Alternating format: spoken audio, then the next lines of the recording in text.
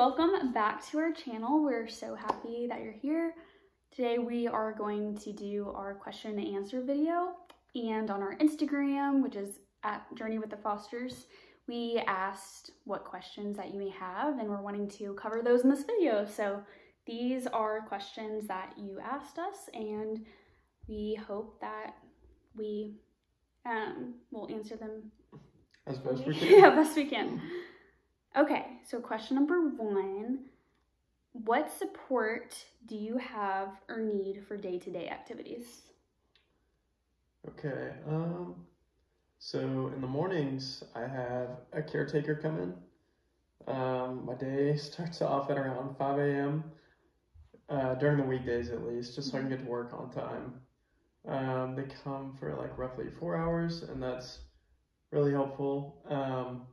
Other than that, I just have like some special tools I use. I have U-cuffs for eating, for example. I used to use them for brushing my teeth and like typing on the computer, but I'm trying to like do more with less, I guess. Mm-hmm. And over time, I'm just trying to adapt as best I can. And that's probably all I use, really. Yeah. U-cuffs. I use some TheraBands that I put around doorknobs, just so if I'm like going in or out of a room, I can grab it. I can grab the TheraBand behind me and pull the door shut. But that's about it, I think. You're pretty darn independent. Yeah, so I try to be. Yeah.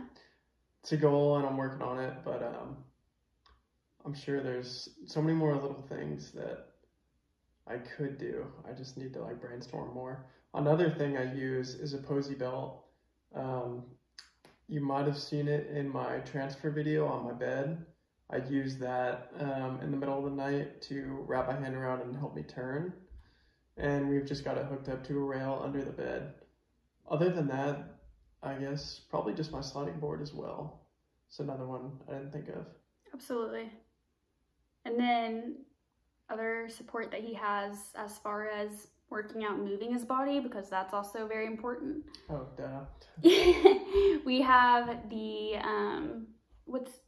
So I've got my active hands for transferring, and then, or no, sorry, active hands for holding dumbbells. Mm-hmm. For and workouts. Then I use, I think they're called gloves for life. They're the blue gloves I use to transfer, and those are super helpful. And then other support that he has is we were able to set up to have a physical therapist and an occupational therapist come over weekly to work with him during lunch, his 1 hour lunch break that he gets, and after work as well for a couple hours. And we do that a couple days a week.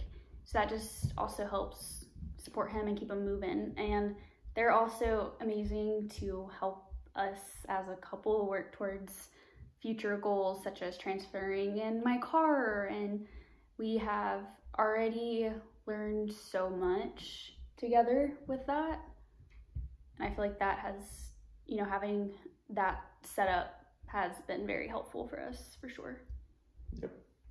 Oh, and another thing that we're just kind of getting started is a standing frame, and that will also be helpful. Yeah, that will help out with like blood pressure and bone density.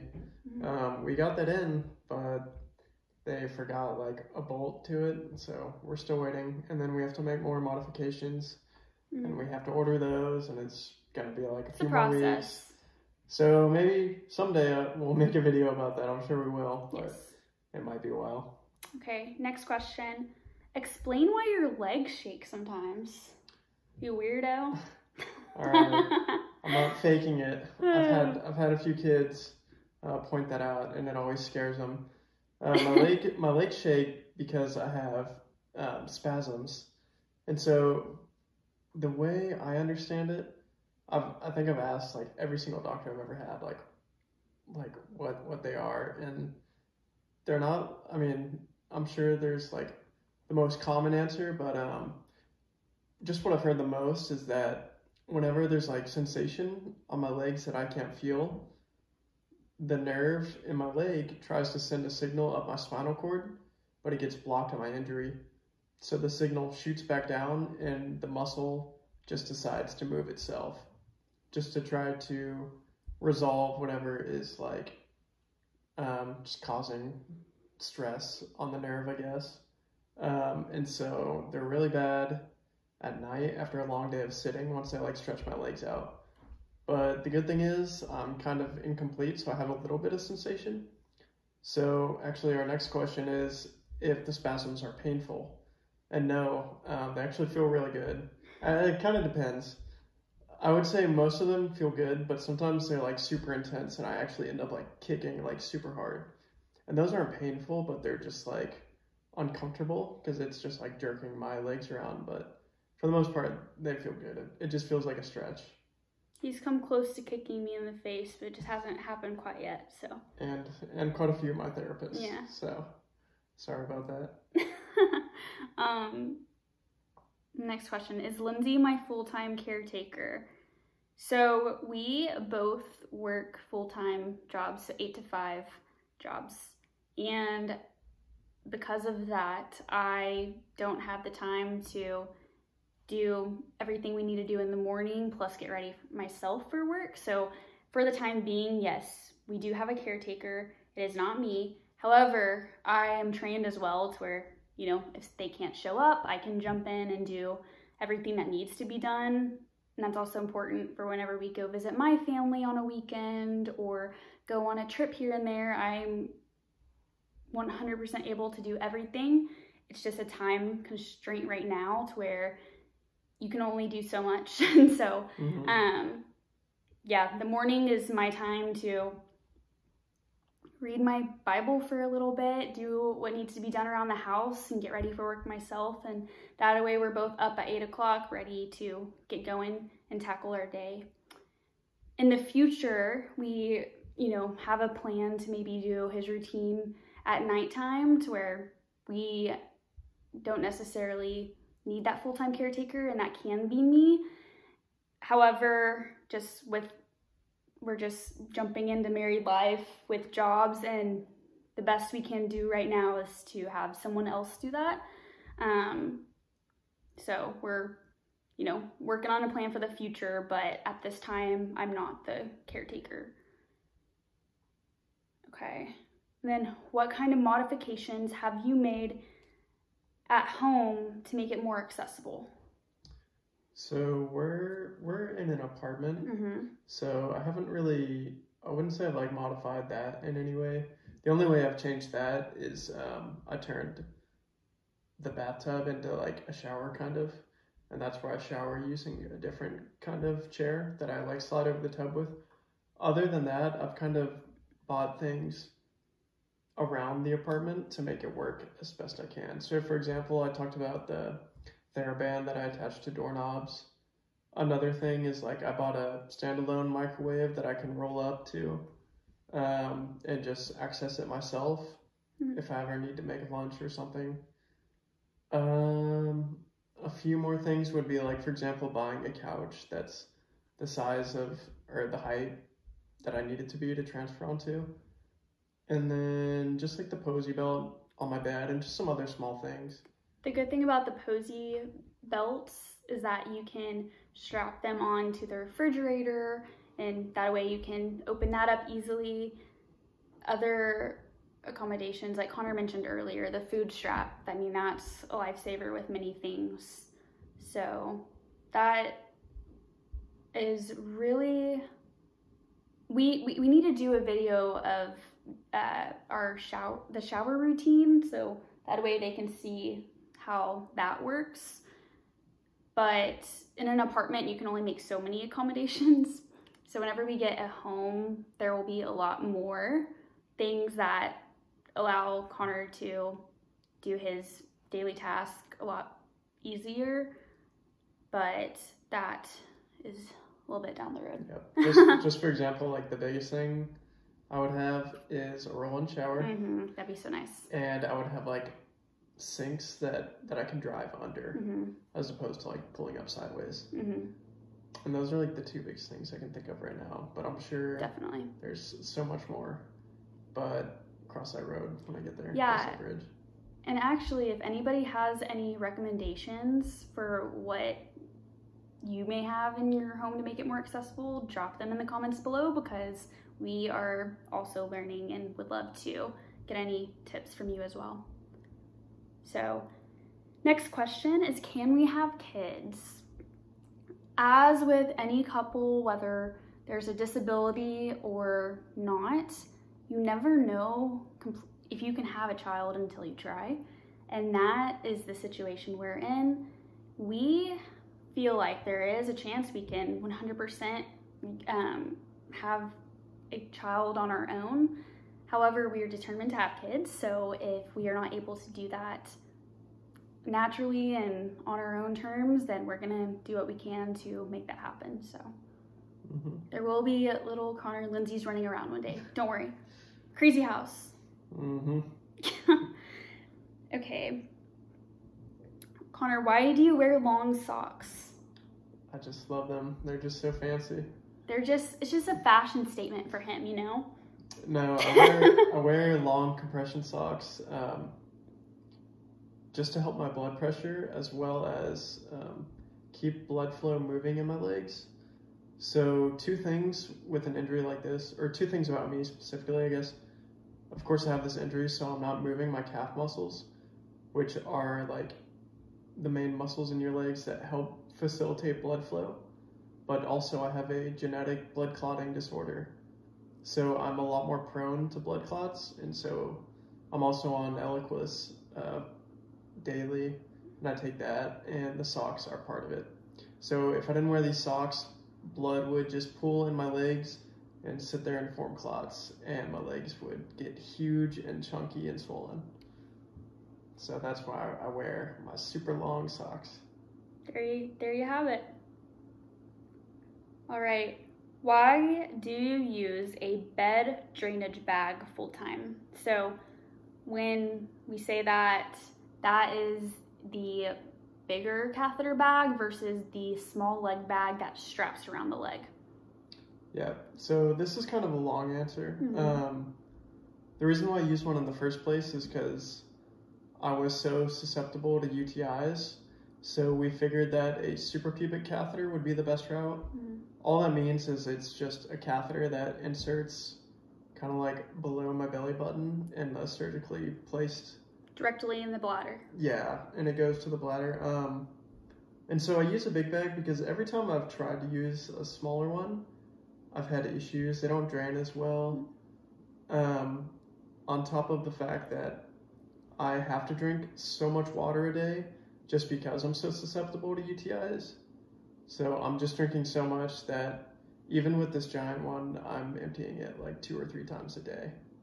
So the smaller ones were just like too much hassle overall. Yeah, and one obstacle we faced with that even is how Connor likes wearing shorts most of the time anyway, but whenever Connor does wear pants, we either take the pants to the tailor and have them cut an opening in the back, or create an opening in the back for us to put the catheter bag through, so that way it comes out behind the knee just like it does whenever he has shorts on. Or we'll cut the pants ourselves, or another pair of pants that have worked amazing for Connor is the ones that button up on the sides. So if he were to wear that bed bag to where it goes all the way down and comes out at his ankle and come back up, it can't drain properly. So that's why we've made those modifications to the pants. And that's just a little tip for anybody who may be in that situation as well. Yep. All right, next question. Do you think you'll ever walk again? That's a big one. So I'm gonna be honest, and I'm just gonna give it a maybe. I think there's been so much progress in the field, but there's still so much that is just completely unknown. And even with, I think the biggest thing is like Elon Musk's Neuralink, but it's almost just like inconceivable to see that it could work so well. Like that's just like crazy to think that we could remap electrical signals from the brain to the muscles through a chip that allows a muscle to move like that. There's another advancement in the field, and I'm gonna have to look the name up of it, I forgot, but it's actually a type of medicine And to me, it seems a little more reasonable than Neuralink. I'll find the name of it, but basically I think it's called NerveGen. I'm not sure, but you would take this medicine and it would essentially just re-spark growth of neurons. And the biggest issue with that is just the scar tissue that's formed around the spinal cord tissue already. So I don't know. We'll see what happens with that. But those are like Neuralink and I think it's called NerveGen. Maybe I'm wrong. I forgot. But those are like my two biggest answers. But walking is kind of like a huge task. And so even with that, it's like maybe I won't ever walk again. But I can say pretty confidently that something will come that will help facilitate some form of regeneration of movement or sensation. Even if that doesn't mean that I necessarily walk again, but just even being able to like move my legs a little bit and put pressure through them would just help me tremendously throughout my day. It could just help with like transfers, like getting in and out of a car, just moving my leg a little bit at night. I don't know. Even if it's not completely walking, just any amount of help would just be massive. Yeah. And so I'm just going to leave my answer at maybe. So maybe I'll walk, but even if I don't, then I'm pretty confident that something big will just help somehow. And honestly, even given the situation, I feel like I can speak for you whenever I say that Connor has a very good quality of life. And so as time goes on, we're both confident that he's going to get something back. Like he's going to get more than what he has now. So quality of life will only get better from this point on. And who knows what's going to happen with technology. I mean, I'm hopeful. We're so young. We're only in our lower 20s. And so we have, I mean, I'm personally very confident that the answer is yes at some point.